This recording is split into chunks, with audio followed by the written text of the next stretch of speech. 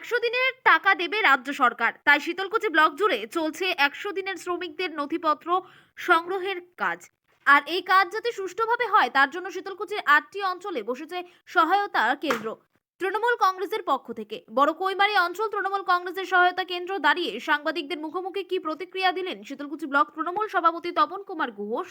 আপনারা জানেন আমাদের গতকাল 18 তারিখ থেকে 25 তারিখ পর্যন্ত যারা 100 দিনের বকেয়ার কাজের টাকা পাননি তাদের টাকা মমতা ব্যানার্জি গত 8ই ফেব্রুয়ারি যে বাজেট ঘোষণা করেছেন সেখানে তিনি বরাদ্দ করেছেন আমাদের প্রায় 3,700 কোটি টাকা এবং 21,000 জব কার্ড হোল্ডাররা বকেয়া কাজ করেছেন, সেই টাকা পাননি, সেই টাকা তিনি বরাদ্দ করেছেন এবং 21শে ফেব্রুয়ারি সেই টাকা দেওয়ার কথা তিনি ঘোষণা করেছিলেন।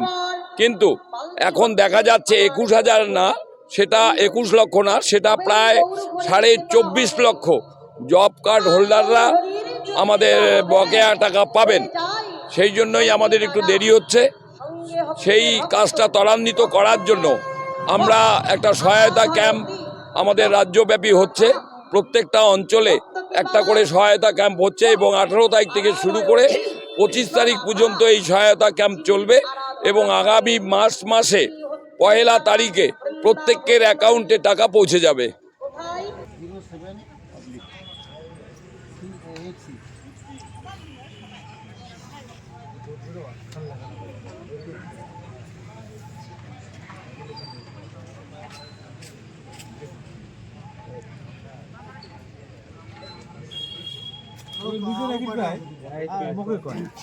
কয়টা চারটে তোর নাম টাকা ঢুকে চারটে নাম লিস্টে আছে।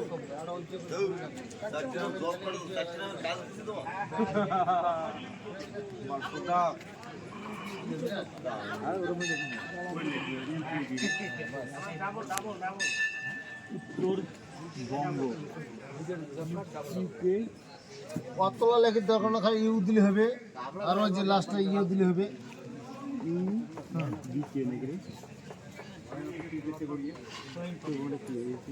গ্রামীণ